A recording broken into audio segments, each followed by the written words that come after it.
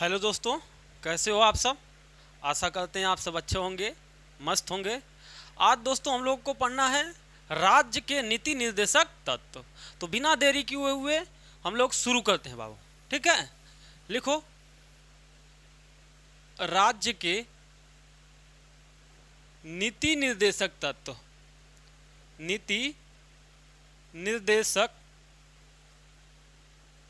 तत्व, इसे शॉर्टकट में बाबू हम लोग कहते हैं DPSP। क्या कहते हैं बाबू? DPSP, directive principle of state policy.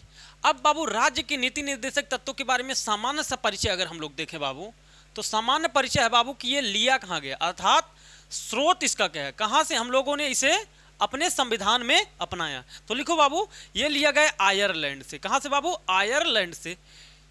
पूछा गया क्वेश्चन है कि बाबू हमारा जो DPSP है वह DPSP कहाँ से लिया गया है, तो आपको जवाब देना है बाबू ये आयरलैंड से लिया गया है। ये कहाँ पर है? संविधान के भाग किसमें है बाबू? तो लिखो संविधान के भाग 4 में रखा गया है। कहाँ पे बाबू? संविधान के भाग 4 में रखा है। और बाबू देखो कि ये किस आर्टिकल में रखा गया है, तो लिखो बाबू ये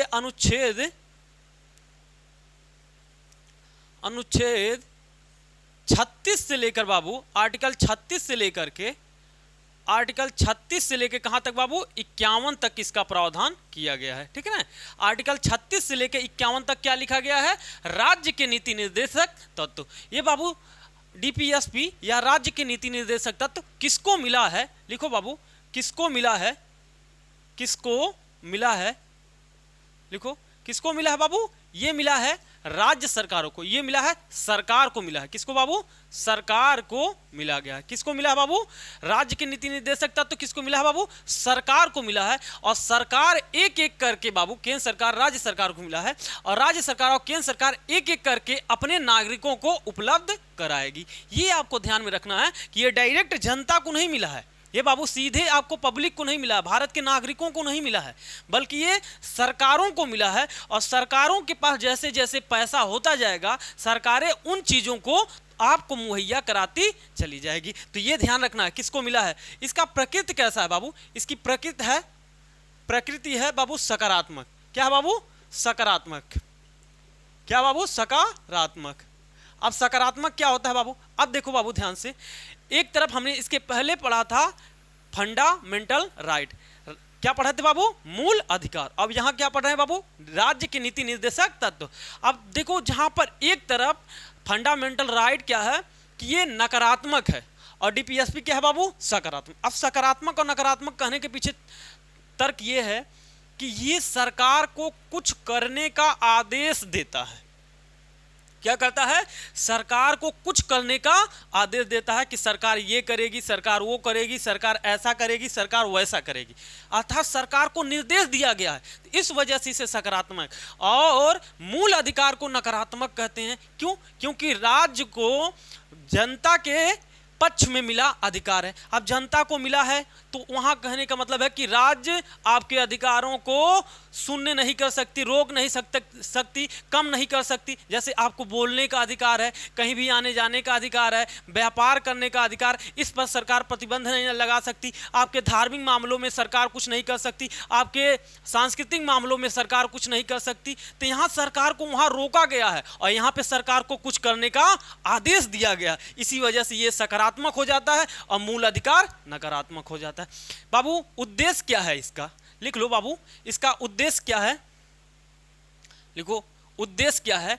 मतलब DPSP का उद्देश्य क्या है बाबू? लिखो, DPSP का उद्देश्य क्या है? लिखो, सामाजिक आर्थिक लोकतंत्र की स्थापना करना। लिखो बाबू, सामाजिक आर्थिक लोकतंत्र की स्थापना करना है। लोकतंत्र की स्थापना करना, लोकतंत्र की स्थापना करना है। क्या बाबू? ये ध्यान रहे कि इसका उद्देश्य क्या है।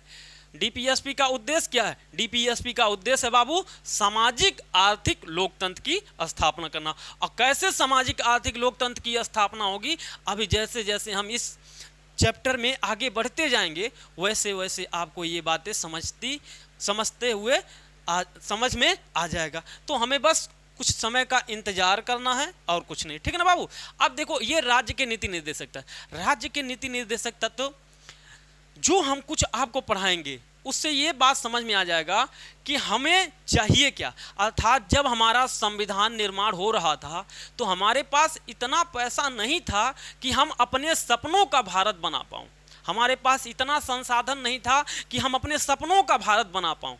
तो संविधान निर्माताओं ने भविष्य के लिए छोड़ दिया कि हमारा भारत ऐसे होगा, जब हमारे पास संसाधन होगा तो हम इन चीज़ों को क्या करेंगे, पूरा करते जाएंगे। इसीलिए राज्य को दिया गया निर्देश ही क्या कहलाता है, राज्य के नीति निर्देशक तत्व। लिखा भी है राज्य के नीति निर्देशक तत्व, अर्थात राज्य कैसे शासन करेगा, किन आधारों पे शासन करे, उनके लिए ये आधारभूत तत्व है। क्या है बाबू, आधारभूत तत्व है कि राज्य इन आधारों पर शासन करे, ठीक है ना।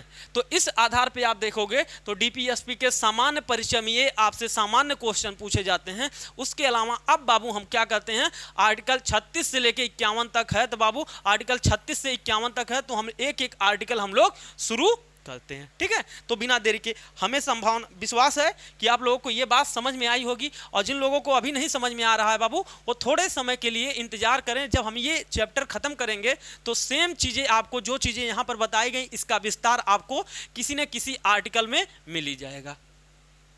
तो ये था सामान्य परिचय बाबू किसका, डीपीएसपी का, अर्थात राज्य के नीति निर्देशक तत्व को। जब भी हम डीपीएसपी आपसे बोलेंगे बाबू तो ये समझना है कि डीपीएसपी का मतलब क्या है, पूरा राज्य के नीति निर्देशक तत्व। अब बार बार राज्य के नीति निर्देशक तत्व बोलेंगे तो क्या होगा, लंबा टाइम लगेगा, उससे शॉर्टकट में हमें जरूरत है डीपीएसपी बोल देने का, ठीक है ना।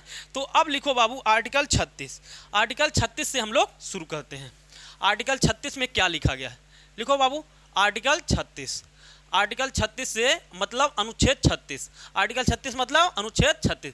आर्टिकल 36 में लिखा है बाबू राज्य की परिभाषा, राज्य की परिभाषा, राज्य की बाबू परिभाषा। हमने आपको कहाँ बताया था, आर्टिकल 12 में भी यही चीज़ लिखा गया है। जब आपको मूल अधिकार पढ़ाए थे तो आर्टिकल 12 भी पढ़ाए थे उस समय, तो आर्टिकल 12 में जो राज्य की परिभाषा लिखा गया है सेम चीज़ इसमें भी शामिल है। तो राज्य की परिभाषा में केंद्र सरकार शामिल होगा, राज्य सरकार शामिल होगा, उसके अलावा अन्य पदाधिकारी शामिल होंगे और हमारे पंचायती राज के चीज़ें शामिल होंगी। तो ये सब राज्य की परिभाषा में शामिल होता है। उसके अलावा बाबू अगला है, लिखो आर्टिकल 37, आर्टिकल 37 लिखो, लिखो आर्टिकल 37, डीपीएसपी अपरिवर्तनीय है, अर्थात राज्य के नीति निर्देशक तत्व अपरिवर्तनीय है। लिखो बाबू,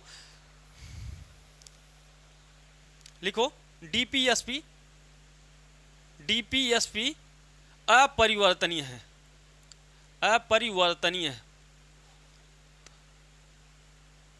अपरिवर्तनीय है। क्या बाबू, अपरिवर्तनीय, डीपीएसपी कैसा, अपरिवर्तनीय है। अब डीपीएसपी या राज्य के नीति निर्देशक तत्व कैसे हैं बाबू, अपरिवर्तनीय हैं। अब इसका मतलब क्या है कि ये बाबू क्या है, संविधान में एक चैप्टर है, उस चैप्टर को किसको दिया गया, सरकार को दिया गया। सरकार के पास जैसे जैसे पैसे आएंगे, जैसे जैसे पैसे आएंगे वैसे वैसे डीपीएसपी में कही गई बातों को सरकार लागू करते चली जाएगी। लेकिन आपको ध्यान रखना है कि आप इसमें डीपीएसपी अर्थात राज्य के नीति निर्देशक तत्वों में जो जो लिखी गई है वह जनता को नहीं मिला है। अभी किसको नहीं मिला है, जनता को तब तक नहीं मिलेगा जब तक राज्य सरकार या केंद्र सरकार उसे कानून बना करके पारित ना कर दे। अर्थात अपरिवर्तनीय का मतलब है कि जनता न्यायालय में ये जाकर के ना कह सकती है कि हमें ये चीज़ें राज्य के नीति निर्देशक तत्व में ये लिखा है और ये चीज़ें हमको नहीं मिल पाया है बाबू, ठीक है। ये चीज़ें लिखी गई हैं, हमें रोजगार का अधिकार है भाई साहब, कहाँ लिखा गया, राज्य के नीति निर्देशक तत्व में लिखा गया है कि रोजगार का अधिकार। तो भाई साहब आप बेरोजगार हो तो न्यायालय में ये जाकर के नहीं कह सकते हो कि हम बेरोजगार हैं और हमें मिलना ही चाहिए। तो डीपीएसपी के आधार पर न्यायालय कोई फैसला नहीं सुनाएगी, तो ये ध्यान रखना। लेकिन हमने आपको पढ़ाया था कि मूल अधिकार में अगर मूल अधिकार आपका कम या ज़्यादा या सीमित या हनन होता है तो आप कहाँ जा सकते हो, सीधे सुप्रीम कोर्ट जा सकते हो। और तुरंत अगर तुम्हें कोई बोलने से रोके कहाँ चले जाओगे, सुप्रीम कोर्ट चले जाओगे और कहोगे सुप्रीम कोर्ट महोदय हमारा मूल अधिकार हनन हुआ है, तो न्यायालय क्या करेगी? परिवर्तनीय करेगी। क्या करेगी बाबू? परिवर्तनीय करेगी, जिसके लिए न्यायालय क्या करती? आर्टिकल 32 के आधार पर रीट जारी करती थी। तो यही मतलब है बाबू, फंडामेंटल राइट क्या है? परिवर्तनीय है, और डीपीएसपी क्या है? अपरिवर्तनीय है। अर्थात अगर डीपीएसपी में लिखी हुई बातें नहीं मिल पाता है, सरकार आपको पूरा नहीं करा पाती है, सरकार आपको मुहैया नहीं करा पाती है, तो आप न्यायालय में जा करके उससे मांग नहीं सकते हो। समझ में आया? उससे मांग नहीं सकते हो कि ये हमें मिलना चाहिए। तो यही मतलब होता है अपरिवर्तनीय का मतलब होता है न्यायालय उसे लागू नहीं करवा सकते। ठीक है ना? तो ये बातें आपको ध्यान में रखना है। ठीक है बाबू? अब लिखो आर्टिकल 37 के बाद आर्टिकल 38 लिखो बाबू। आर्टिकल 38, आर्टिकल 38 में क्या लिखा है? सामाजिक आर्थिक राजनैतिक न्याय। सरकार, राज्य, ऐसे लिखो, राज्य लिखो, राज्य, राज्य सामाजिक, राज्य सामाजिक आर्थिक, राज्य सामाजिक आर्थिक राजनैतिक, राजनैतिक न्याय से परिपूर्ण व्यवस्था स्थापित करेगा, व्यवस्था स्थापित करेगा। ठीक है बाबू? क्या है लिखा गया? कि राज्य सामाजिक आर्थिक राजनैतिक न्याय से परिपूर्ण व्यवस्था स्थापित करेगा। क्या करेगा? अब इसका मतलब समझो। राज्य क्या करेगा? मतलब चाहे केंद्र सरकार चाहे राज्य सरकार, दोनों सामाजिक व्यवस्था, आर्थिक व्यवस्था, राजनैतिक व्यवस्था इस तरह बनाएगा कि सबको न्याय मिलेगा।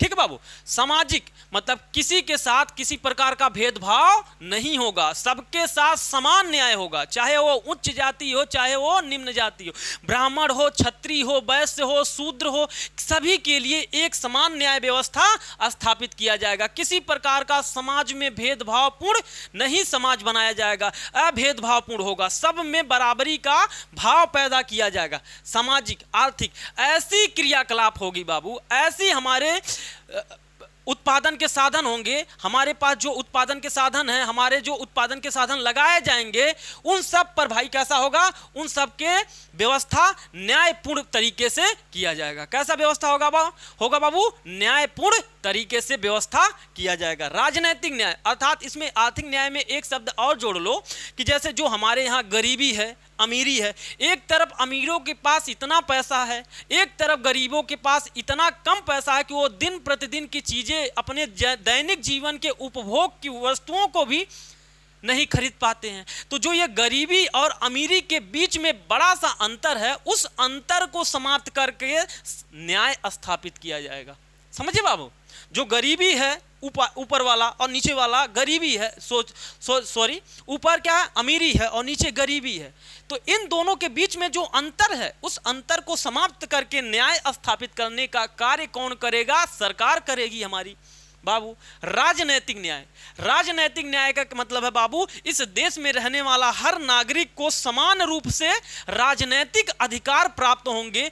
ऐसा नहीं है कि केवल अमीर चुनाव लड़ सकते हैं, इस देश में हर व्यक्ति चुनाव लड़ने की पूरी आज़ादी होगी। जितने भी इस देश के व्यक्ति नागरिक हैं, उन नागरिकों को वोट देने का अधिकार होगा, और जितने भी राजनीतिक अधिकार होंगे वो अमीर गरीब सबको एक समान, सभी जातियां सभी धर्मों को समान रूप से वितरित किए जाएंगे। ये वितरित करके न्याय स्थापित किया जाएगा। समझे बाबू? तो ये था हमारा सामाजिक आर्थिक राजनैतिक न्याय, जो कहाँ लिखा है?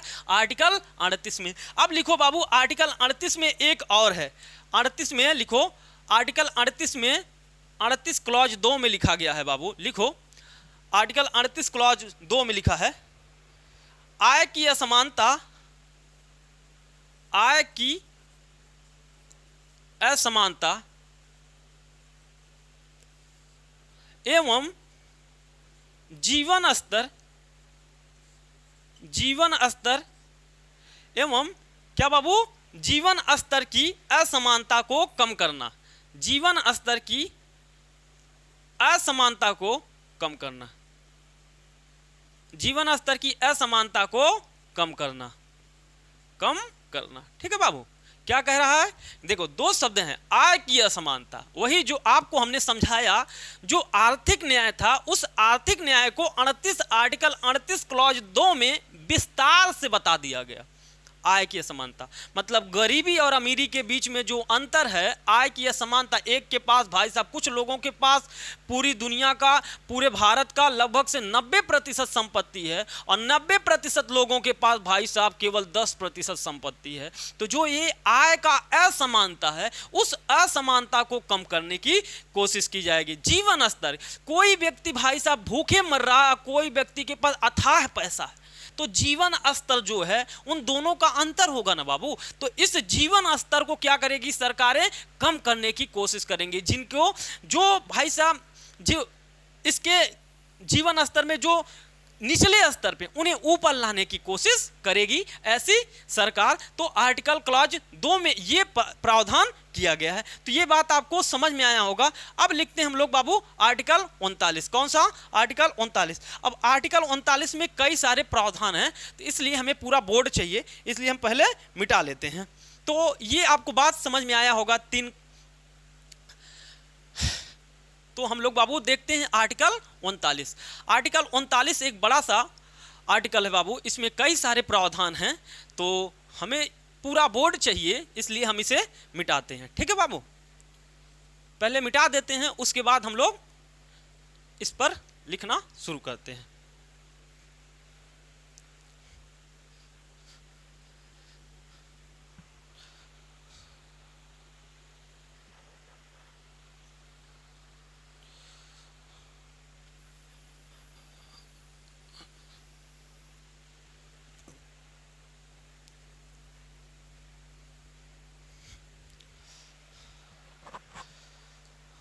अब लिखो बाबू आर्टिकल 29 लिखो। लिखो बाबू आर्टिकल 29, सॉरी 39 लिखो। आर्टिकल 39 लिखो। आर्टिकल 39, आर्टिकल 39 में बाबू पहला ए लिखो। आर्टिकल 39 ए लिखो। उसके बाद हमें बी लिखना है, उसके बाद हमें सी लिखना, उसको हमें डी लिखना, उसके बाद हमें बाबू ई लिखना, उसके बाद हमें बाबू एफ लिखना है। यहाँ तक हमको देखना होता है। ठीक है बाबू, ये 39 क्लॉज 1 की बात हो रही है। ठीक है ना। अब देखो क्या बाबू, हमारा राज्य क्या करेगा बाबू? राज्य करेगा स्त्री एवं पुरुष को, स्त्री एवं पुरुष को, स्त्री एवं पुरुष को, स्त्री एवं पुरुष के लिए लिखो, के लिए आजीविका उपलब्ध कराएगा। आजीविका उपलब्ध कराएगा, उपलब्ध कराएगा, कराएगा। ठीक है बाबू, लिखो आजीविका उपलब्ध कराएगा। क्या बाबू? स्त्री एवं पुरुष के लिए आजीविका। आजीविका का मतलब होता है जीवन जीने के लिए साधन। ठीक है ना, जीवन जीने के लिए। जैसे आपने देखा होगा गांव में कोई सब्जी की दुकान खोलता है, कोई पंचर की दुकान खोलता है बाबू, कोई फल की दुकान खोलता है बाबू, कोई फुल्की की दुकान खोलता है बाबू। तो इस प्रकार के जो ये जीवन जीने के लिए साधन उपयोग कर रहे हैं, तरीके इस्तेमाल कर रहे हैं, वही कहलाता है आजीविका। तो जीवन जीने के लिए हमें आजीविका की जरूरत पड़ती ही पड़ती है बाबू। ठीक है, तो बाबू ये जो हुआ, कह रहा है कि राज्य क्या करेगा? स्त्री के लिए, पुरुष के लिए आजीविका उपलब्ध कराने का अवसर पैदा करेगा। कौन? राज्य। कौन बाबू? राज्य ऐसा करेगा कि लोगों को आजीविका मिल सके। और मिल सके किसको किसको? स्त्री और पुरुष दोनों के लिए कह रहा है। तो पहला क्या है बाबू? स्त्री एवं पुरुष के लिए आजीविका का अवसर पैदा करने का कार्य कौन करेगा? तो बाबू राज्य करेगा। दूसरा लिखो बाबू, देश के संसाधन का, लिखो बाबू देश के संसाधन का, देश के संसाधन का जनहित में प्रयोग होगा, जनहित में प्रयोग होगा, में प्रयोग होगा, जनहित में प्रयोग होगा। तीसरा लिखो बाबू, अभी दोनों एक साथ समझाते हैं। उत्पादन के साधनों पर, उत्पादन के साधनों पर, उत्पादन के साधनों पर, साधनों का लिख लो, का विकेंद्रीकरण, विकेंद्रीकरण, उत्पादन के साधनों का विकेंद्रीकरण। अब देखो पहला लिखा है देश के संसाधनों का जनहित में प्रयोग। हमारे पास जो भी संसाधन है, इस देश में जो भी संसाधन है, जैसे रेलवे हो गया, रेलवे भी एक संसाधन है। उसके अलावा जो भी हमारे संसाधन जैसे कोयला हो गया, प्राकृतिक गैस हो गया, वन हो गया, वायु हो गया, इन सब को किसके लिए इस्तेमाल करना है बाबू? जनता के लिए, ना कि किसी एक व्यक्ति के लिए। तो जो ये हमारे पास संसाधन है, इन संसाधनों का जनता के लिए अधिक से अधिक उपयोग किया जाना चाहिए, ना कि किसी एक व्यक्ति के लिए। ठीक है ना। दूसरा उत्पादन के साधन। उत्पादन के साधन जैसे फैक्ट्री हो गया, मिल हो गया, इन सारे चीजों पे जहां जहां उत्पादन के साधन हो सकते हैं, उन सब का क्या होगा बाबू? विकेंद्रीकरण होगा। अर्थात बाबू किसी एक व्यक्ति का नहीं।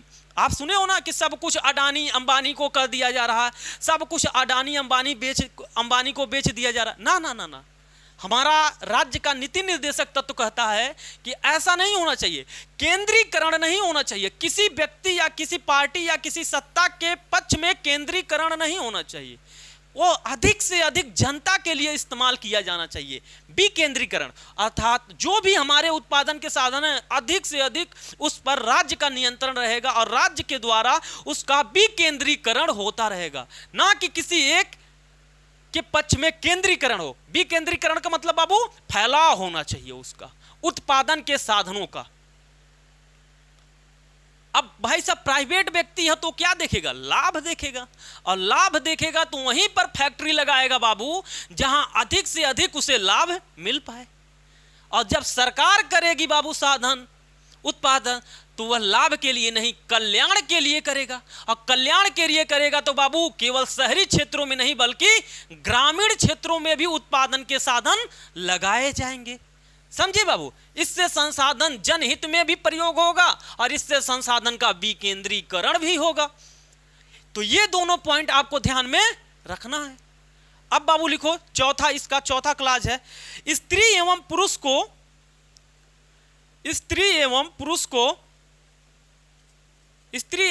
को समान कार्य के लिए समान वेतन दिया जाएगा। समान कार्य के लिए समान वेतन दिया जाएगा। समान कार्य के लिए समान वेतन दिया जाएगा। समान वेतन दिया जाएगा। अब देखो ये क्या है बाबू? भाई साहब हमारे समाज में क्या है कि महिलाओं को दोयम दर्जे का समझा जाता है। अब वो नौकरी में भी जाती है तो उसके साथ दोयम दर्जे का व्यवहार किया जाता है। उसको लगता है, माना जाता है कि महिलाएं पुरुषों से कम काम करती हैं, कम उत्पादन के साधनों पर उनका नियंत्रण होता है। भाई साहब इस वजह से सेम घंटा 8 घंटा एक औरत काम करे और 8 घंटा एक पुरुष काम करे, तो इन दोनों के मुकाबले माना जाता है बाबू कि औरत है जो उसको कम तनख्वाह कम वेतन दिया जाएगा, जबकि पुरुष को उससे ज्यादा दिया जाएगा। तो इसलिए स्त्री और पुरुष को समान कार्य के लिए समान वेतन की व्यवस्था की गई। समझे? इसलिए कहा गया कि राज्य ऐसी व्यवस्था बनाएगा कि महिलाओं के साथ भाई साहब किसी प्रकार का दोयम दर्जे का व्यवहार ना हो। राज्य जो भी नीति बनाए उसमें महिलाओं को पुरुषों के बराबर तनख्वाह दिया जाए। कब? जब समान कार्य कर रही हो तब। समान कार्य की स्थिति में उन्हें समान वेतन का अधिकार है। यह कहां कहा गया? हमारे राज्य के नीति निर्देशक तत्व आर्टिकल 39 के डी में। समझे बाबू? अगला है हमारा राज्य नागरिकों के स्वास्थ्य, राज्य नागरिकों के स्वास्थ्य की रक्षा करेगा। स्वास्थ्य की रक्षा करेगा। अब ये क्या है बाबू? अब समझो बात को, जो सारे हमारे स्वास्थ्य को लेकर स्कीम बनाए जाते हैं वो किसके लिए होता है? नागरिकों की रक्षा के लिए। अब देखो आयुष्मान भारत बनाया गया। आयुष्मान भारत के तहत अन्य तथा अन्य सरकारी हॉस्पिटलों में आपको मुफ्त में सुविधाएं जो मिलती हैं वो किस लिए? राज्य के नागरिकों को स्वास्थ्य की रक्षा करने के लिए। मिलता है ना। आयुष्मान भारत के तहत 5 लाख रुपए का आपको बीमा है कि आप 5 लाख तक के इलाज करा सकते हो। तो ये क्या है, राज्य के नागरिकों को अच्छा सेहत के लिए ही तो मिलता है। आप बीमार हो जाते हो तो सेहत आपका खराब हो जाता है, आपका सेहत बना रहे इसलिए आपको ऐसी सुविधाएं मिलेंगी। और ये देगा कौन, राज्य देगा। और ये व्यवस्था कहाँ किया गया, राज्य के नीति निर्देशक तत्वों में। समझे। अगला लिखो बाबू, लिखो बचपन एवं यौवन से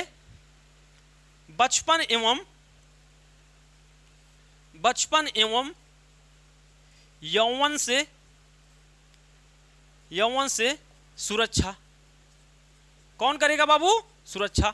बचपन एवं यौवन से सुरक्षा कौन करेगा, बचपन एवं यौवन में ऐसे कर लो, यौवन को शोषण से पूरा कर लो, शोषण से सुरक्षा। क्या करना है बाबू, शोषण से बचाना है किसको, बच्चों को। और जो यंग हैं उनको कैसे बचाना है बाबू, बचपन में बच्चों को बचाना और यंग अवस्था में शोषण से बचाना। किससे, कि किसी प्रकार का बच्चों का और यंग लोगों का शोषण ना हो किसी प्रकार का, चाहे वो मेल हो या फीमेल हो। तो हमें शोषण से बचाना है इन दो वर्गों को, बचपन और यौवन को। समझ में आया बाबू। उसके अलावा ये हुआ हमारा कंप्लीट। अब हम लोग देखते हैं बाबू अगला 40 लिख लो, 40 तो हो ही जाएगा। 39 ए है, सॉरी अभी 39 ए भी है आर्टिकल, इसी का एक और है 39 ए। लिखो 39 क्लॉज ए लिखो। इसमें बाबू लिखो समान न्याय एवं समान न्याय प्रदान करना, समान न्याय प्रदान करना, समान न्याय प्रदान करना एवं निःशुल्क कानूनी सहायता, एवं निःशुल्क कानूनी सहायता।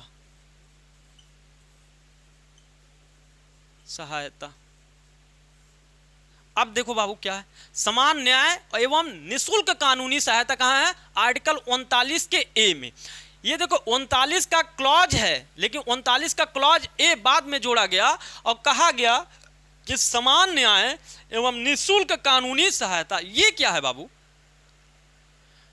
देखो सभी को समान न्याय मिले, गरीब हो अमीर हो, किसी भी जाति का हो किसी भी धर्म का हो, सभी को समान न्याय मिलना चाहिए। ऐसा नहीं है कि भाई गरीब है तो उसके साथ अन्याय हो, दूसरे धर्म का है तो उसके साथ अन्याय हो, नहीं। किसी भी धर्म का व्यक्ति हो किसी भी जाति का व्यक्ति हो उसके साथ न्याय मिलना चाहिए। अब बाबू निःशुल्क कानूनी सहायता, आपने देखा होगा कि जो अमीर हैं वो बड़े बड़े वकील रखते हैं अपने पक्ष को रखने के लिए, लेकिन इस देश में ऐसे भी गरीब हैं जो एक वक्त की रोटी खाने के लिए मोहताज हैं। अब वह व्यक्ति भाई साहब कैसे दूसरा वकील रख सकता है, तो ऐसे में उसकी सहायता करने के लिए, उसका पक्ष रखने के लिए हमारी सरकार निःशुल्क कानूनी सहायता उपलब्ध कराती है। जैसे आपने देखा होगा बहुत सारी महिलाओं के पक्ष रखने के लिए वकील होते हैं, सरकारी वकील होते हैं, एससी के लिए होते हैं, अर्थात अनुसूचित जातियों के लिए, अनुसूचित जनजातियों के लिए, गरीब तबकों के लिए क्या होता है, निःशुल्क कानूनी सहायता प्रदान किया जाता है कि भाई आपका भी पक्ष सही से मजबूती के साथ रखा जाए। इसके लिए सरकार हमारी निःशुल्क कानूनी सहायता प्रदान करती है। तो ये था बाबू पूरा 39 से अगर क्वेश्चन पूछा जाएगा तो इससे बाहर नहीं होना चाहिए। अब बाबू हम लोग देखते हैं आर्टिकल 40। क्या देखते हैं बाबू, आर्टिकल 40। आर्टिकल 40 में क्या क्या प्रावधान है बाबू हम लोग देखते हैं। आर्टिकल 40 में क्या क्या प्रावधान है आप लोग कमेंट करिए, देखते हैं आप लोगों में से कितने लोगों का सही होता है कि आर्टिकल 40 में क्या क्या प्रावधान हो सकता है। एक ही प्रावधान है, महत्वपूर्ण प्रावधान है जो बार बार क्वेश्चन आपसे पूछा जाता है, लेकिन कौन सा है ये आप बताओ मुझे।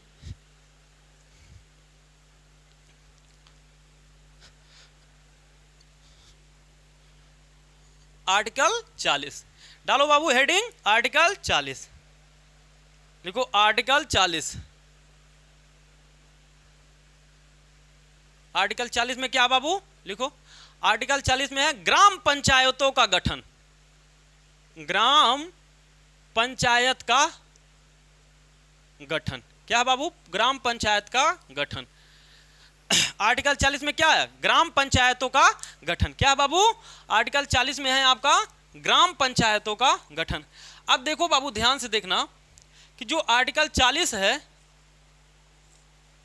एक मिनट दोस्तों, जो आर्टिकल 40 है वो क्या है बाबू, ग्राम पंचायतों का गठन। अब देखो ध्यान से, हमारे यहाँ सिस्टम क्या है बाबू, देखो ये हमारा सिस्टम है, हमारे यहाँ त्रिकोणीय सिस्टम पाया जाता है, ठीक है ना। सबसे ऊपर कौन होता है बाबू, केंद्र सरकार। कौन होती है, केंद्र सरकार। और फिर उसके नीचे बाबू कई सारे, सभी राज्यों में राज्य सरकार होती है, सभी राज्यों में राज्य सरकार होती है, राज्य सरकार होती है, राज्य सरकार। अब बाबू प्रत्येक राज्यों में क्या होता है बाबू, ग्रामीण स्तर पर ग्राम पंचायत होता है। क्या बाबू, ग्राम पंचायत होता है, ग्राम पंचायत होता है।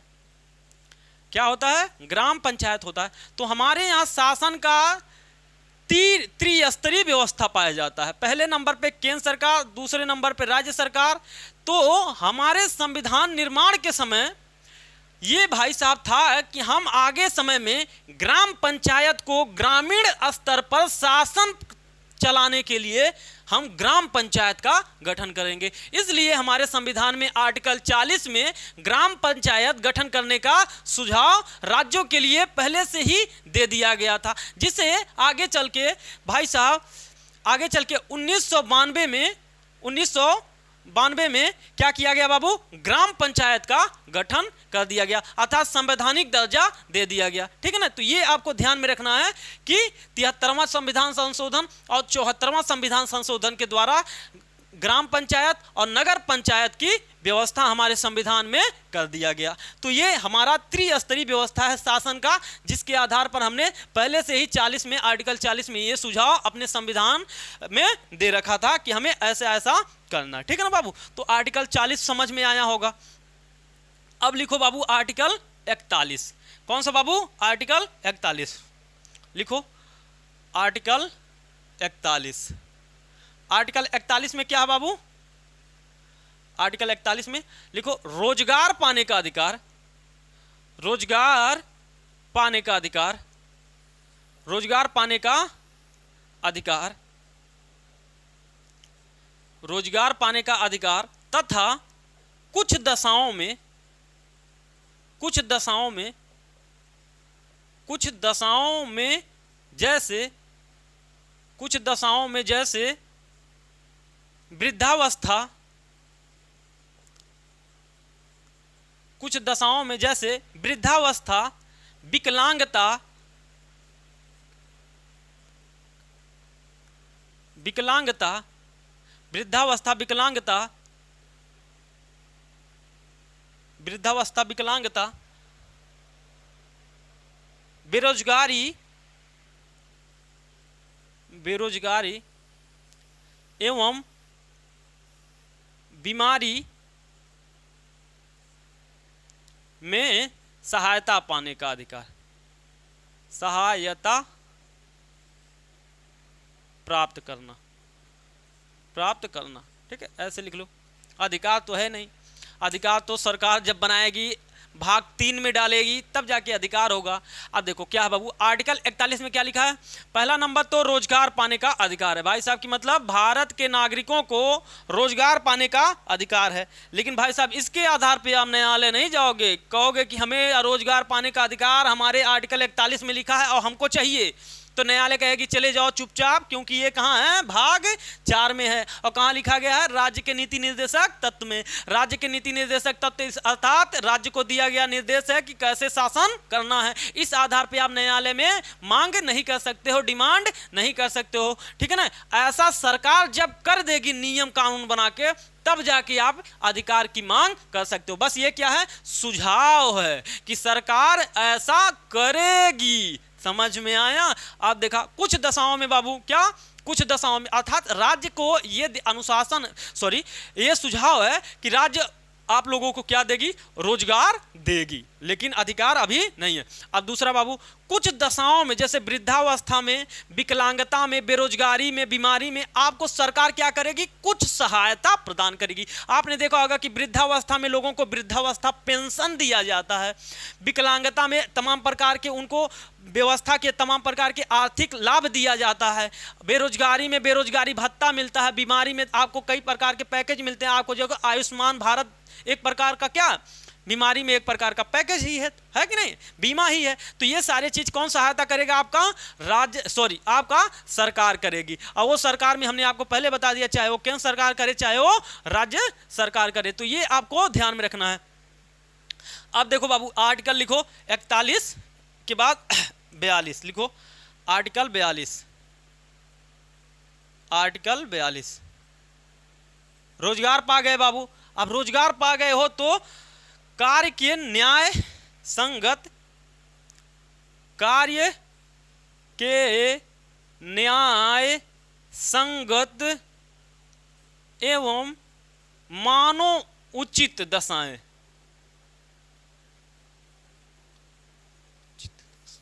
मानव उचित दशाएं, कैसा बाबू, मानव उचित दशाएं क्या है, कार्य के न्याय संगत एवं मानव उचित दशाएं। जब आप कहीं पर कार्य कर रहे हो, राज्य ने अगर ऐसा कोई कार्य दिया है, राज्य ने आपको रोजगार दिया या प्राइवेट सेक्टर ने ऐसा कोई रोजगार दिया है, तो आप कैसा कार्य करोगे, न्याय संगत हो। कैसा कार्य हो बाबू, न्याय संगत। न्याय संगत कहने का मतलब है कि अगर रोजगार मिला है तो अच्छा कार्य करने के लिए रोजगार मिले। ऐसा नहीं है कि भाई साहब न्याय संगत, ऐसा कार्य नहीं कि बंदूक उठाओ किसी को गोली मारने का रोजगार दे दो, बंदूक उठाओ किसी को, भाई साहब चाकू उठाओ किसी को मारने का दे दो। ऐसा नहीं है कि भाई साहब भांग की खेती करने लगो, ऐसा नहीं है कि अफीम की खेती करने लगो, भाई साहब रोजगार के नाम पे अफीम उगवा रहे हो भाई साहब ना। न्याय संगत हो, कोई भी काम करना है उसे न्याय संगत होना चाहिए, ठीक है ना। कोई भी कार्य कैसा हो, न्याय संगत हो। जो भी काम कर रहे हो बाबू उससे संबंधित ऐसा ना हो कि वो गलत प्रकार का कार्य हो, गलत तरीके से कार्य हो, ये सब ध्यान में रखना। मानो उचित दशाएं, ऐसी नहीं, ऐसे जगह पे नहीं भाई साहब काम कराओ। काम के नाम पे बाबू क्या हो रहा है बाबू, आपको ले जाकर ऐसे खान में, ऐसे कोयले की खान में आपसे काम कराया जा रहा है कि वहां पर भाई साहब ऑक्सीजन का नामो निशान नहीं है, ऑक्सीजन का लेवल कम है, जिसकी वजह से आपकी श्वसन क्रिया प्रभावित हो रही है। तो ऐसे जगह पे काम नहीं कराया जा सकता है। ऐसे एक जगह पे आपको खदानों में काम कराया जा रहा है जहां पर खदान धंसने का डर है, ऐसे जगहों पे नहीं, ऐसे जगहों पे नहीं भाई साहब। जिस धूप में तुम काम कर रहे हो उस धूप में लोग घर से बाहर नहीं निकल रहे हैं, उस धूप में तुम्हें चिलचिलाती धूप में काम करना पड़ रहा है, तो ऐसी दशा नहीं होनी चाहिए। एक मानव जीवन के लिए जो जो दशाएं होती हैं, अच्छा पानी होना चाहिए, वहां पर अच्छा ऑक्सीजन होना चाहिए, अच्छी हवा होनी चाहिए, अच्छी प्रकार की भाई साहब मौसम होना चाहिए, तब जाके वहां पर आप काम कराओ। ये है भाई साहब कार्य के न्याय संगत एवं मानव उचित दशाएं, समझे बाबू, मान्यो उचित दशाएं। उसके अलावा बाबू महिलाओं के लिए प्रसूति सहायता का उपबंध, महिलाओं के लिए इसी में है बाबू, महिलाओं के लिए प्रसूति सहायता का उपबंध, प्रसूति सहायता का उपबंध, सहायता का उपबंध कौन करेगा बाबू, सब राज्य के लिए दिया गया है, सब राज्य करेगा, सब राज्य करेगा इस देश की जनता के लिए। बस सिंपल सा मतलब है, जितना भी लाइन इसमें मिलेगा सबका मतलब एक है, सारा काम कौन करेगा, राज्य करेगा। किसके लिए करेगा, जनता के लिए करेगा। बस सब कुछ ध्यान में यही रखना है, सब काम राज्य करेगा, किसके लिए करेगा, जनता के लिए करेगा बस। अब बाबू महिलाओं के लिए प्रसूति सहायता का उपबंध, अर्थात जब महिला एक बच्चे को जन्म देने वाली होती है, अर्थात वह जब गर्भधारण को रहती है, तो गर्भधारण से पहले की दशाएं, गर्भधारण के दौरान और गर्भधारण के बाद, अर्थात बच्चे को जन्म देने के बाद, इन तीनों के दौरान सरकार आपको सहायता देगी। कार्य कर रहे हो तो छुट्टी देगी, समझ में आ रहा है, आपको बच्चे के पालन पोषण के लिए, बच्चे के जन्म के लिए, बच्चे के जन्म के दौरान आपको छुट्टियां मिलेंगी, तमाम प्रकार के सहायता मिलेंगे। सहायता में कई प्रकार की सहायता है, वित्तीय सहायता देगी, आपको कुछ पैसे मिलेंगे, पौष्टिक भोजन मिलेगा बच्चे के जन्म के बाद, तमाम प्रकार के पौष्टिक चीज़ें मिलेंगी कि बच्चे को खिलाओ, पोषण बढ़ाओ, माँ को खिलाओ ताकि बच्चे को अच्छे से पाल पोस सके, बच्चे के लिए दूध पिला सके, उसका सेहत बना रहे। तो ये सारे प्रावधान किसके तहत किया जाएगा? महिलाओं के लिए प्रसूति सहायता का उपबंध कौन करेगा? केंद्र सरकार करेगी, राज्य सरकार करेगी। अभी तो हमारी राज्य सरकार करती है, कुछ पैसे देती है, तमाम प्रकार के फूल और एवं प्रोटीन जैसे प्रोटीन युक्त चीजें देती हैं। तो ये सारा उपबंध किसके तहत किया गया? आर्टिकल 42 के तहत। पूछेगा महिलाओं के लिए प्रसूति सहायता का उपबंध आर्टिकल कौन से में है?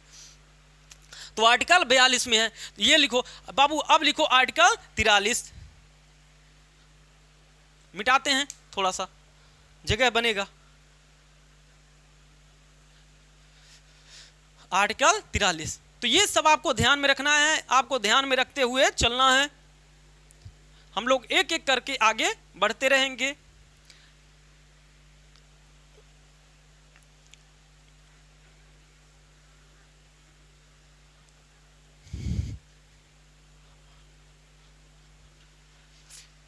लिखो बाबू आर्टिकल 43, आर्टिकल 43 लिखो।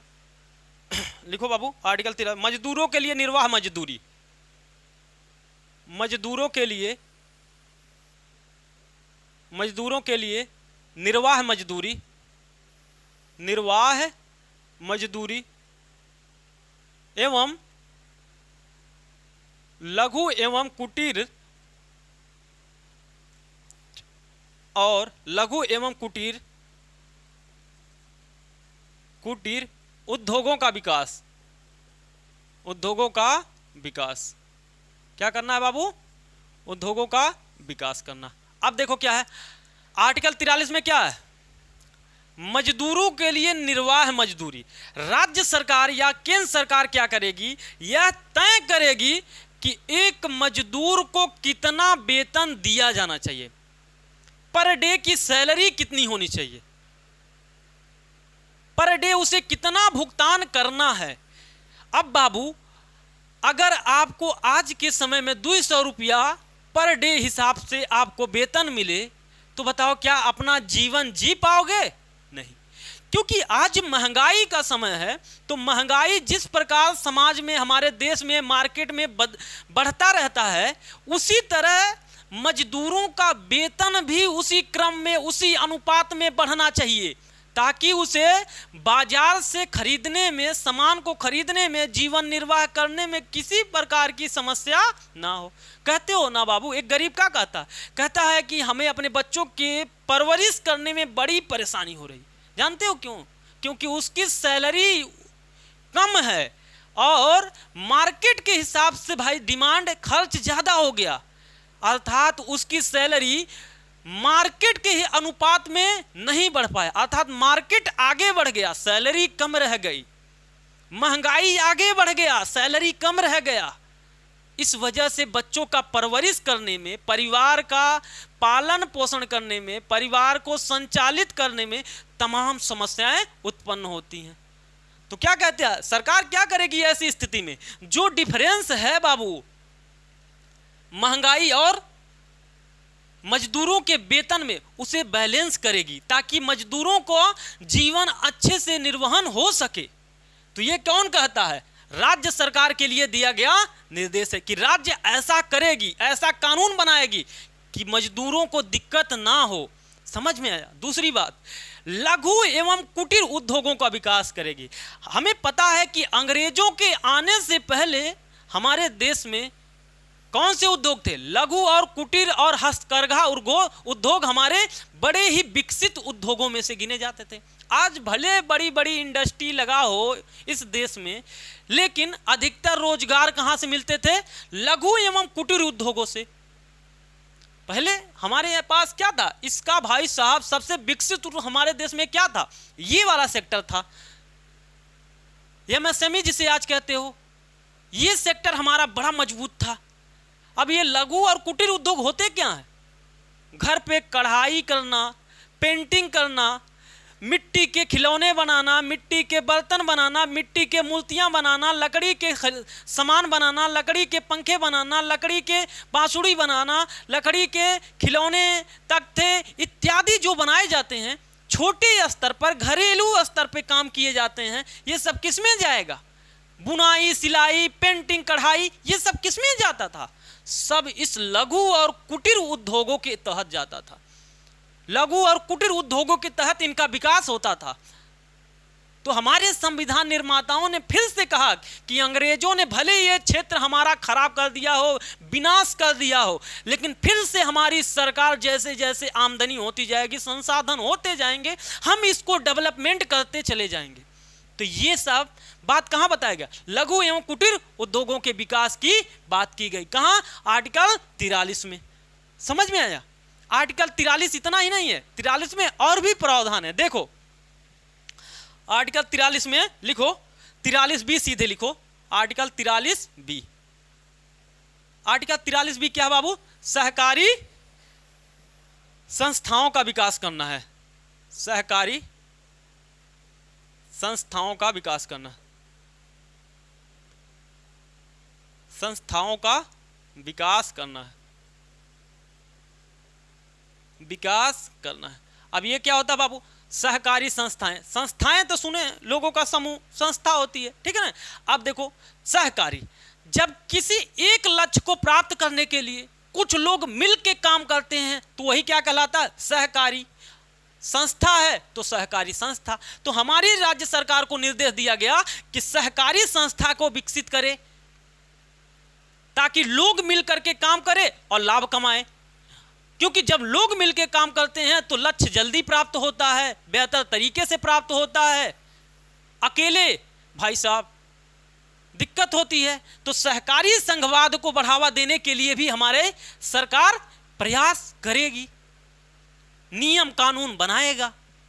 समझे? तो ये सहकारी संस्थाओं का विकास करना है। अगला लिखो 43 के बाद बाबू आर्टिकल 44 लिखो।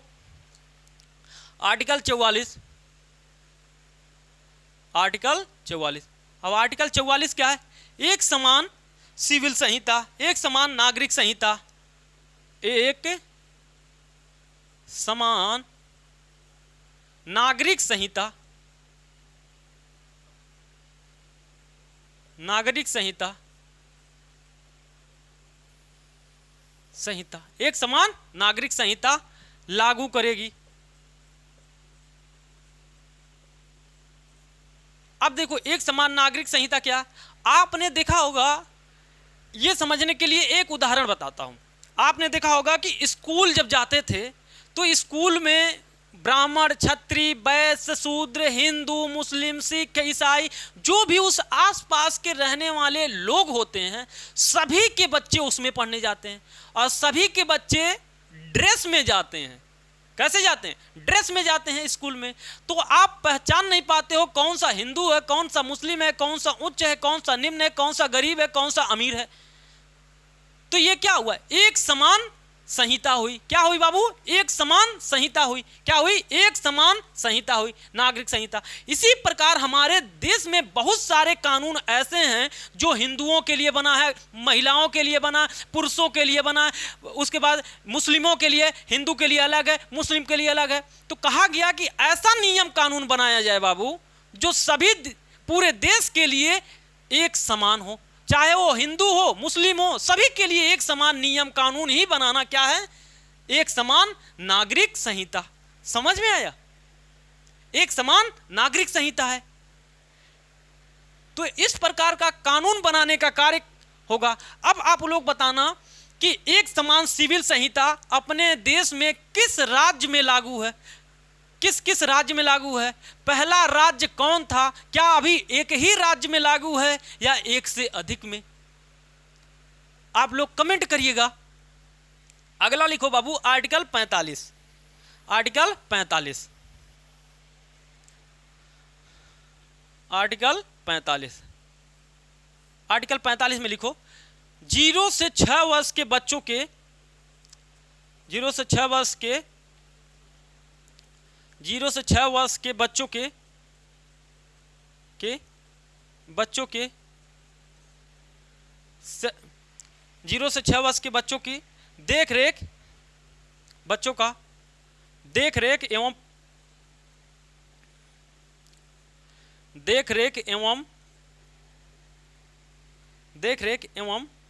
शिक्षा का प्रबंधन, देख रेख एवं शिक्षा का प्रबंधन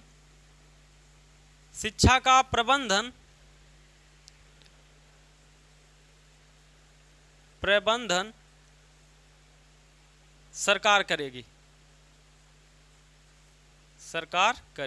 ठीक है ना। क्या करेगी बाबू? सरकार करेगी। अब देखो क्या है, अब देखो ध्यान से देखो, 0 से 6 वर्ष के बच्चों का देखरेख करना राज्य सरकार का दायित्व है। दूसरा बाबू, शिक्षा का प्रबंधन राज्य सरकार करेगी। अब ये ध्यान देने वाली बात है बाबू कि ये बस कहा गया है, प्रबंधन आपको ही करना। मतलब अगर इससे संबंधित कोई नियम कानून बनाना है तो नियम कानून बनाए जा सकते हैं, तो राज्यों को दिया गया ये निर्देश है, समझे। बस इतना ध्यान में रहे। पहले इसमें था 6 से 14 वर्ष, लेकिन आगे चल के इसे निकाल दिया गया और 6 से 14 वर्ष से हटा करके वहां पे रख दिया गया 0 से 6 वर्ष, ठीक है ना। 97वां संविधान संशोधन 2011 के द्वारा। तो ये आपका हुआ 45। उसके बाद इसके अलावा हम लोग देखेंगे अगला आर्टिकल बाबू, आर्टिकल 46। इसमें कुछ समझाने वाला नहीं था तो इसलिए आपको नहीं समझा रहे हैं। बस ध्यान रखना कि इसमें किसके बारे में बताया गया, 0 से 6 वर्ष के बच्चों के बारे में। बस इतना ध्यान रखेंगे तो काम बन जाएगा आपका।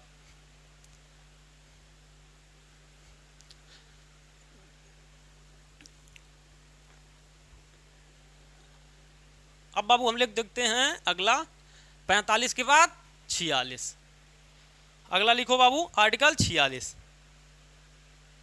आर्टिकल 46 भी लिखो, महत्वपूर्ण नहीं है लेकिन लिख लो।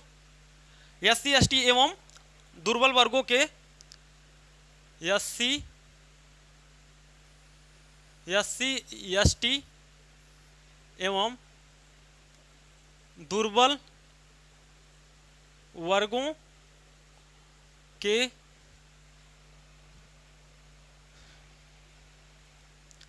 वर्गों के शैक्षणिक एवं आर्थिक हितों को आगे बढ़ाना, आर्थिक हितों को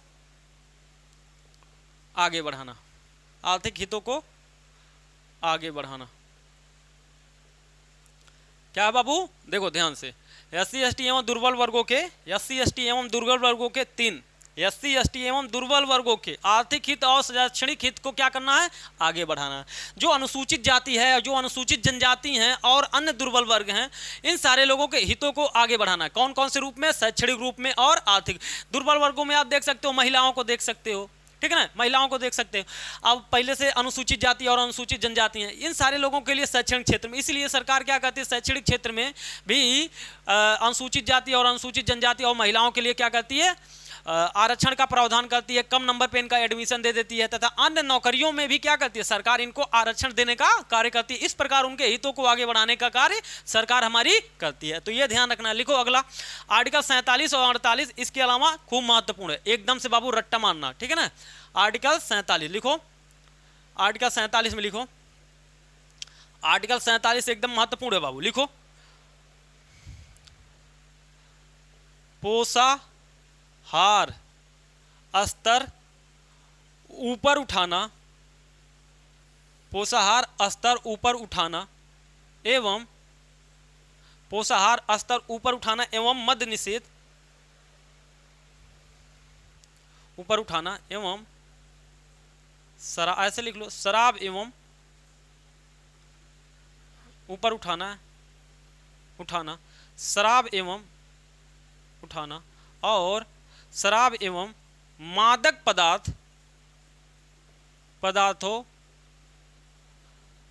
पदार्थों के उत्पादन, क्या बाबू? मादक पदार्थों के उत्पादन एवं मादक पदार्थों के उत्पादन, बिक्री इत्यादि को इत्यादि को प्रतिबंधित करना। क्या करना है बाबू? प्रतिबंधित करना है। आप देखो, प्रतिबंधित करना। अब यहीं पे लिख लेना मद निषेध, मौध निषेध, मद निषेध, ठीक है ना, मद निषेध। अब देखो क्या है इसका मतलब, राज्य को यह निर्देश दिया गया है कि अपने नागरिकों का क्या करना, पोषाहार स्तर उठाना है, उनके स्वास्थ्य को बनाए रखने के लिए उन्हें बेहतर भोजन की उपलब्धता सुनिश्चित करना है। ऐसा नहीं हो कि बाबू कुपोषण के शिकार हो जाएं लोग, हमारे नागरिक कुपोषण के शिकार ना हो, इसलिए उनका पोषाहार स्तर क्या करना है, ऊपर उठाना है। इसीलिए आप देखते हैं कि जो राशन की दुकान होती है वहाँ दाल, चीनी, नमक, अब रिफाइन ऐसे चीज़ें मिलते रहते हैं ना, तो क्या करने के लिए, पोषाहार स्तर ऊपर उठाने के लिए। दूसरा बाबू, अपने राज्य में सरकार क्या करेगी, शराब को और अन्य नशीले पदार्थों के बिक्री पर, उत्पादन पर नियंत्रण करेगी। हाँ, वो अलग बात है कि हमारी सरकारें सबसे ज़्यादा टैक्स इसी से कमा रही हैं, तो इस पर किसी प्रकार का रोक छेक नहीं है। वो झूठे ही हम लोग तमाशा लगाते हैं कि भाई साहब अब शराब है, जहाँ दूध है पीने के लिए आपको दिया जाए, अब पियोगे, शराब मिल रहा, लाओ 2 पैक लगाते हैं चिखने के साथ। हमारी सरकार भी नाकाम होती है और हमारी जनता भी तो चाहती भी नहीं है कि ऐसे चीज़ ख़त्म हो। तो जब दोनों का मेल भगत हो जाए तो फिर कोई चीज़ कैसे, अब बकुला और मछली एक साथ मिल जाए तो भाई साहब शिकार किसका करना है, ठीक है ना। तो शिकार करने के लिए, ख़त्म करने के लिए जनता को भी आगे आना पड़ेगा और सरकार को भी। हालांकि कई जगहों पर ऐसा है, बिहार में बंद है, लेकिन फिर भी आप देखते रहते हो घटनाएं, ससुरा कहाँ कहाँ छुपा करके किताब कॉपी बैग लेकर जाते रहते हैं। लेकिन फिर भी शराब एक बुरी चीज़ है, हमें इसका बहिष्कार करना चाहिए। तो ये भी हमारे डीपीएसपी में लिखा गया है कि सरकार क्या करेगी, सरकार और नशीले पदार्थों के उत्पादन को कम करेगी, बंद करेगी, प्रतिबंधित करेगी। इसीलिए पूछता है कि बाबू मद निषेध से संबंधित आर्टिकल कौन सा है, सी से। इसका मतलब यही होता है, ये जो इतना बड़ा लाइन लिखे हैं, मादक पदार्थों के उत्पादन, बिक्री इत्यादि पर प्रतिबंध लगाना, उसका मतलब होता है मद निषेध। अब पोषाहार स्तर का मतलब बाबू, मतलब आपको कुपोषण से बचाना है। किससे बाबू? कुपोषण से बचाने के लिए आपको बेहतर स्वच्छ भोजन उपलब्ध कराने की बात कही गई है। तो ये आपको ध्यान में रखना है, ठीक है ना, ये आपको ध्यान में रखना है। तो मद निषेध से संबंधित आर्टिकल कहाँ है? आर्टिकल 47। कहाँ है बाबू? आर्टिकल 47 में कहाँ है? पोषाहार स्तर को ऊंचा उठाना है और मादक पदार्थों की बिक्री को कम करना। ये कहाँ पर है? आर्टिकल 47 में। लिखो अगला, 47 के बाद आर्टिकल 48 लिख लेना, इंपॉर्टेंट लगा लेना बाबू, ये सब एकदम पूछा है। मद निषेध संबंधित आर्टिकल कौन सा? लिखो आर्टिकल 48, आर्टिकल 48। अब आर्टिकल 48 भी बहुत इंटरेस्टिंग चीज़ है बाबू। अब आर्टिकल 48 क्या है? कृषि एवं पशुपालन का विकास करना। क्या करना बाबू? देखो, कृषि एवं पशुपालन का विकास करना। क्या करना है? कृषि एवं पशुपालन का विकास करना है। पशुपालन क्या करना है बाबू? कृषि एवं पशुपालन, कृषि एवं पशुपालन का विकास करना है। कृषि एवं पशुपालन का विकास करना है, विकास करना। और क्या करना है बाबू?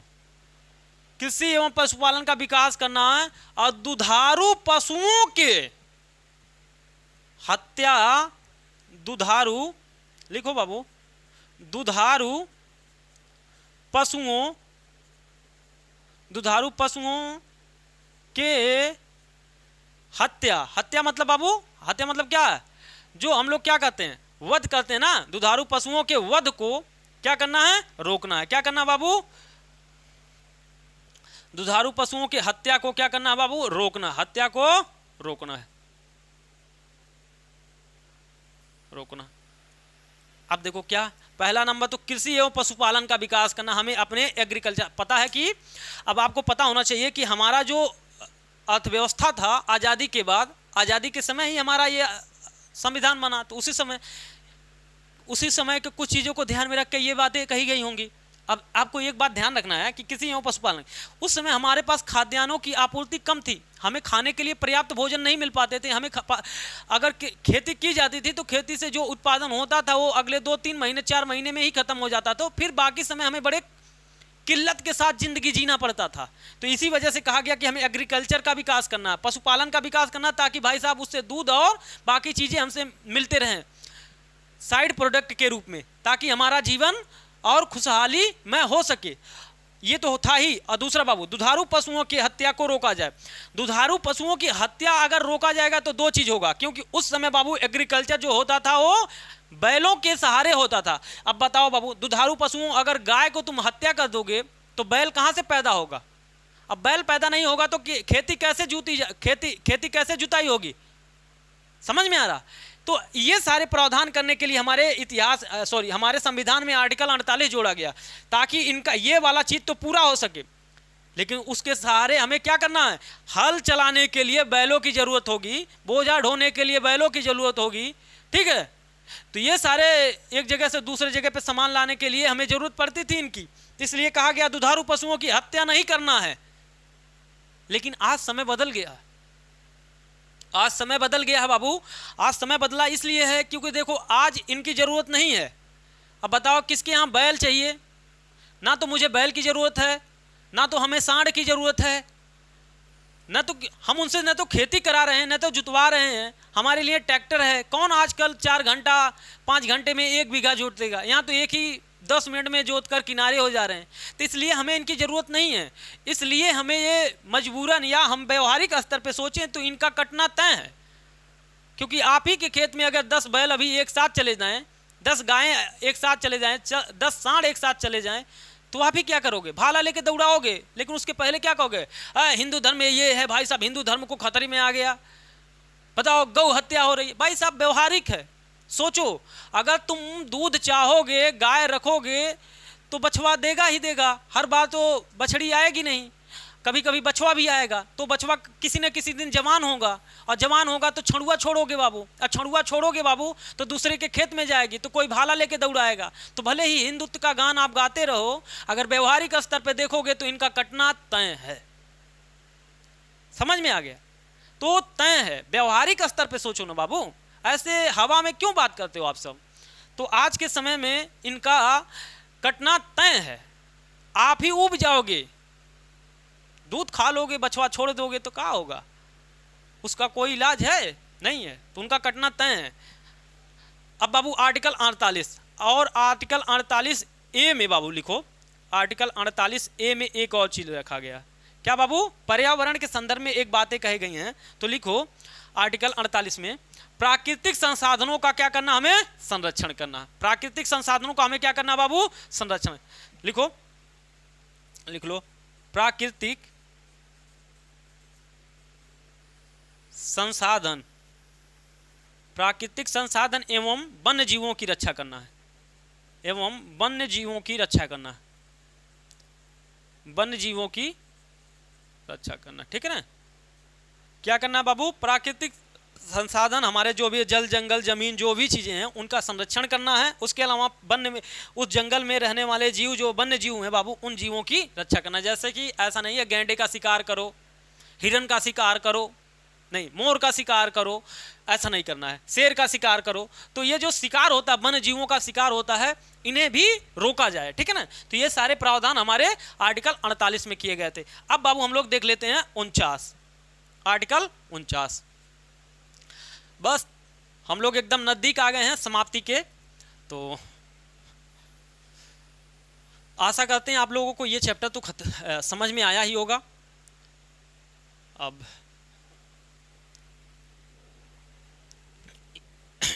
तो ये पूछेगा वन्य जीवों से संबंधित आर्टिकल कौन सा है, पर्यावरण का संरक्षण से संबंधित आर्टिकल कौन सा है? आप लोग कमेंट करिए कि पर्यावरण से संबंधित आर्टिकल कौन सा है। हमारे डीपीएसपी में पर्यावरण के संरक्षण के लिए प्रावधान किया गया, बताओ किस आर्टिकल में? मद निषेध से संबंधित कौन सा आर्टिकल है? रिवीजन करो, बोलो, वहीं पर बैठे हो, बैठे बैठे बोलते रहो, हम तो यहाँ बताने वाले हैं ही बाबू, ठीक है? अब लिखो बाबू अगला आर्टिकल, आर्टिकल 49, आर्टिकल 49, आर्टिकल 49 में लिखो बाबू, आर्टिकल 49 क्या है? राष्ट्रीय महत्व, राष्ट्रीय महत्व के स्थानों वस्तुओं एवं स्मारकों की रक्षा करना। स्मारकों की रक्षा करना, संरक्षण करना, ऐसे लिखो, संरक्षण करना, ठीक है ना। क्या करना है बाबू? संरक्षण करना। किसका किसका? स्थानों का, वस्तुओं का और स्मारकों का।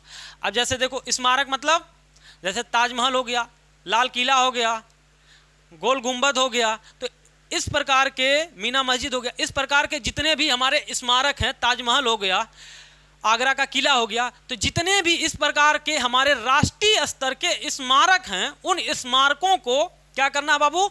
संरक्षण करना है। जिस राज्य में होगा उस राज्य के सरकार, उस राज्य की सरकार क्या करेगी? उसका संरक्षण करेगी। ये बात आपको समझ में आया? स्थानों, अब जैसे राष्ट्रीय स्तर के, राष्ट्रीय महत्व के स्थान कौन कौन हो सकते हैं? अब जैसे राष्ट्रीय महत्व के स्थल कौन से हैं, ये सरकार भी घोषित कर सकती कि ये राष्ट्रीय स्तर के स्थल हैं। जैसे देखो आप देख सकते हो वाराणसी, जानते हो, जहां पर भाई साहब कुंभ मेला लगता है। अब कुंभ मेला लगता है भाई साहब, दुनिया के इतने सारे लोग आते हैं, तो उस स्थल को भी तो संरक्षण करना पड़ेगा ना बाबू। उसके अलावा वस्तुएं हो सकती हैं, हमारी मुद्राएं हो सकती हैं, या ऐसे मान लीजिए हड़प्पा सभ्यता में जो चीज़ें हमें मिली हैं, तो राष्ट्रीय स्तर की उन चीज़ों को, उन वस्तुओं को क्या करना, हमें संजो कर रखना है, ठीक है ना। वहाँ से जो जो चीज़ें मिली हैं वो हमारे इतिहास से संबंधित चीज़ें हैं, और उसको हम क्या करेंगे? संरक्षित करेंगे, ताकि आने वाली पीढ़ी भी उसके बारे में जानकारी हासिल कर सके। तो ऐसे जो भी राष्ट्रीय स्तर के महत्व हैं, जो भी चीज़ें हैं, जैसे हम क्या करते हैं, हमारे राष्ट्रीय प्रतीक जो है, राष्ट्रीय झंडा जो है, राष्ट्रीय तिरंगा जो है, राष्ट्रीय गान जो है, राष्ट्रीय ध्वज जो है, उन सब की क्या करते हैं हम लोग? राष्ट्रीय पुष्प जो है, राष्ट्रीय वृक्ष जो है, उसको क्या करते हैं? संजो कर ही तो रखते हैं, अच्छे से ही तो रखते हैं। तो ये सारे चीज़ों के बारे में जानकारी हमें कहाँ मिलती है? आर्टिकल 49 में। अब देखो आर्टिकल 50, आर्टिकल 50, आर्टिकल 50 में क्या है? कार्यपालिका एवं न्यायपालिका का अलगाव। कार्यपालिका एवं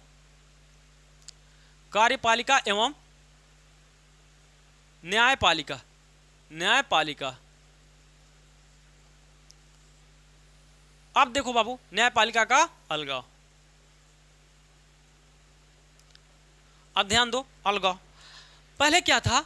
देखो पहले क्या था कि मान लो कि एक राजा है। कौन है बाबू? ये राजा है। अब ये मान लो कि राजा है, ये राजा था, राजा ही नियम बनाता था, राजा ही लागू करता था। अगर उस नियम का कोई उल्लंघन कर दिया तो वही सजा भी देता था। ससुरा इसके पास न्यायपालिका भी था यही, कार्यपालिका भी था यही, और नियम तो बनैबे करता था। ये सारे अधिकार किसके पास थे? अब बताओ, राजा जब गलती करेगा तो दंड कौन देगा? राजा दंड पाएगा? नहीं। तो कहा गया भाई साहब वो चीजें, और अंग्रेजी शासनकाल में भी आपने देखा कि ऐसे बहुत सारे शोषण हुए थे। तो हमारी संविधान सभा ने कहा कि नहीं भाई, एक ही व्यक्ति में न्यायपालिका और एक ही व्यक्ति में कार्यपालिका का अधिकार नहीं होना चाहिए। अगर कृत्य कोई और करता है, काम कोई और करता है, अगर वो गलत होता है तो दंड कोई और दे। जैसे अगर मैं काम करूं, गलत काम करने का दंड मुझे खुद भोगना हो, और मुझे खुद तय करना हो कि चलो आज अगर 6 बजे तक हम 5 पन्ना ना पढ़ पाए तो हम अपने आप को 3 तमाचा मारूंगा, ठीक है। मैंने सजा अपने लिए तय कर लिया, अपने लिए कृत्य भी तय कर लिया। अब मैं सुबह तक 5 पेज नहीं पढ़ पाया, 4 ही पेज पढ़ पाया, तो मैं 3 चटकना मारूं या 2 चटकना? चलो ठीक है, 2 चटकना मार के काम चला लेते हैं।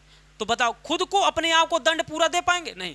क्या अच्छे से न्याय कर पाए? नहीं। क्या न्याय सही हो पाया? नहीं। लेकिन भाई साहब, अगर 6 बजे तक 5 पन्ना ना लिख पाए और ये दंड देने का अधिकार मेरे पिताजी को हो, तो 3 की जगह 4 भी देंगे, दे सकते हैं ना। तो न्याय होगा भाई साहब, मतलब वो 3 दंड देंगे, कम से कम 3 तमाचा तो मरबे करेंगे। तो इसीलिए कहा गया कि कार्यपालिका अलग होनी चाहिए, न्यायपालिका अलग होना चाहिए, ताकि बेहतर काम, ताकि बेहतर निर्णय हो सके। समझ में आया? इससे बेहतर सामंजस्य, इससे मान लो कि इससे डर भी बना रहता है, अनुशासन भी बना रहेगा कि वो ससुरा नहीं लिख पाएंगे तो लतुआए जाएंगे। तो ये ध्यान में रखना होगा। तो ये कार्यपालिका और न्यायपालिका का क्या है बाबू? अलगाव। लिखो आर्टिकल 51, अंतर्राष्ट्रीय शांति व सुरक्षा को बढ़ावा देना। आर्टिकल 51, अंतर्राष्ट्रीय शांति एवं सुरक्षा को बढ़ावा देना। अंतर्राष्ट्रीय शांति और सुरक्षा को बढ़ावा देना, बढ़ावा देना, ठीक है ना। अंतर्राष्ट्रीय शांति और सुरक्षा को क्या करना है बाबू, बढ़ावा देना। अब देखो हम लोग तो क्या, हम लोग तो ऐसी धरती पर रहते हैं जहाँ पर बुद्ध हुए, जैन हुए, गांधी हुए, ऐसे महान आत्माओं वाले देश में हम लोग रहते हैं, जहाँ पर हम लोगों का स्वाभाविक ही शांति की बात हम लोग करते हैं। तो शांति केवल अपने देश तक सीमित नहीं रखना है भाई साहब। अब तुम सोचते हो कि अपने देश में शांति बना रहे, जैसे अभी छोटा सा उदाहरण ले कि तुम्हारा घर शांति प्रिय है, लेकिन तुम्हारा पड़ोसी ससुरा रोज पी करके हंगामा करे, तो तुम्हारी शांति बनी रहने के बावजूद भी अशांत रहोगे।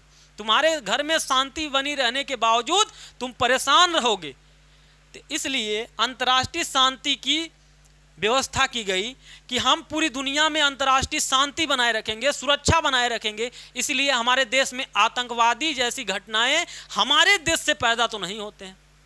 हमारे देश में आतंकवादी घटनाएं हो जरूर सकती हैं, बाहर वाले जरूर कर देते हैं, लेकिन हमारे पीढ़ी, हमारे जो संस्कार हैं, हमारे जो सभ्यता थी, हमारी जो संस्कृति थी, उस संस्कृति में क्या था, वसुधैव कुटुंबकम, वसुधैव कुटुंबकम। हम पूरी पृथ्वी के वासी को अपना एक परिवार मानते हैं। पूरी पृथ्वी हमारा एक कुटुंब है। पूरी पृथ्वी की जो पृथ्वी पर रहने वाले लोग हैं वो एक परिवार की भांति हैं।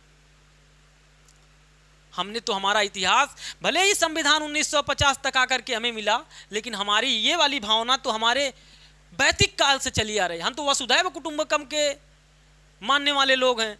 तो हम तो पहले से ये बात मानते थे कि हमें पूरी शांति, हमारे अंतर्राष्ट्रीय शांति चाहिए। हम तो पूरी परिवार, पूरी पृथ्वी को अपना परिवार मानते थे। उसी ही विचारधारा को हमारे संविधान निर्माताओं ने अंतिम तथ्य के रूप में क्या कहा कि अंतर्राष्ट्रीय शांति एवं सुरक्षा को बढ़ावा देने में हमारी सरकारें योगदान करेंगी, सभी राज्य सरकार इसको बढ़ावा देंगी। तो ये था राज्य के नीति निर्देशक तत्व आर्टिकल 51 तक। उसके अलावा बाबू आर्टिकल 51 खत्म होता है, इस प्रकार हमारा पूरा संविधान डीपीएसपी खत्म होता है। लेकिन इसको लेकर के कुछ लोगों ने टिप्पणियां की है।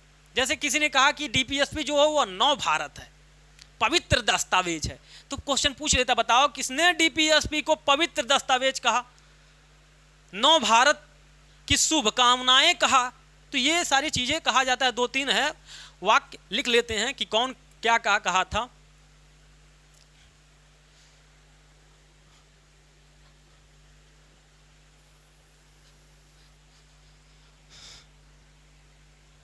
लिखो बाबू, लिखो लिखो। पहले तो अंबेडकर लिखो, डॉक्टर अंबेडकर।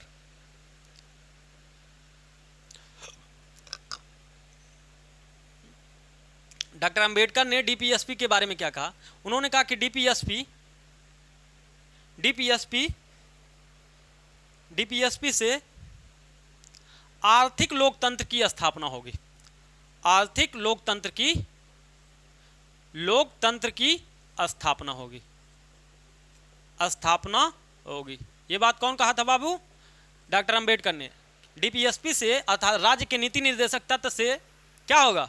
आर्थिक लोकतंत्र की स्थापना होगी। ये बात कौन कहा? डॉक्टर अंबेडकर। लिखो श्री नसीरुद्दीन,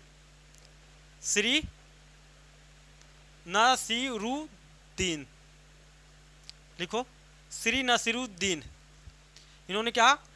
9 वर्ष की शुभकामनाएं, 9 वर्ष की शुभकामनाएं, ये बात कौन कहा था बाबू? नसीरुद्दीन ने। अगला लिखो बाबू, आइबर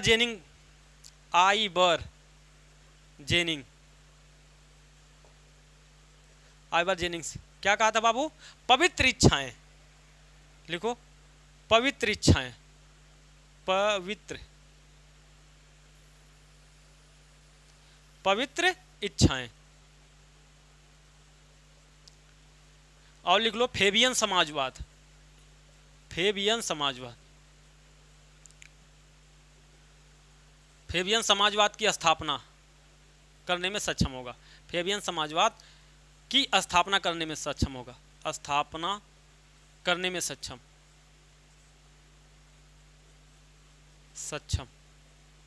होगा। कौन बाबू? डीपीएसपी क्या है? पवित्र इच्छाएं। डीपीएसपी क्या है? पवित्र इच्छाएं। डीपीएसपी फेबियन समाजवाद की स्थापना करने में सक्षम होगा। ये कौन कर रहा है? Ivoire jenny. अब बाबू फेबियन समाजवाद क्या है? ब्रिटेन का जो लोकतंत्र था उसे फेबियन समाजवाद के रूप में जाना जाता था, तो उसी को कहा गया कि फेबियन समाजवाद, ठीक है ना, लोकतंत्र ही है एक तरह का। लिखो ग्रेनविल ऑस्टिन, लिखो अगला ग्रेनविल ऑस्टिन, ग्रेनविल ऑस्टिन। लिखो इन्होंने कहा क्या? सामाजिक क्रांति लाने में डीपीएसपी सामाजिक क्रांति लाने में सक्षम है। सामाजिक क्रांति लाने में सक्षम है। क्रांति लाने में सक्षम है। लाने में सक्षम है। तो ये कुछ बातें थी डीपीएसपी के बारे में, आप लोग लिख लीजिए, ठीक है ना। 3-4 लोगों का कुछ कहा हुआ बात है।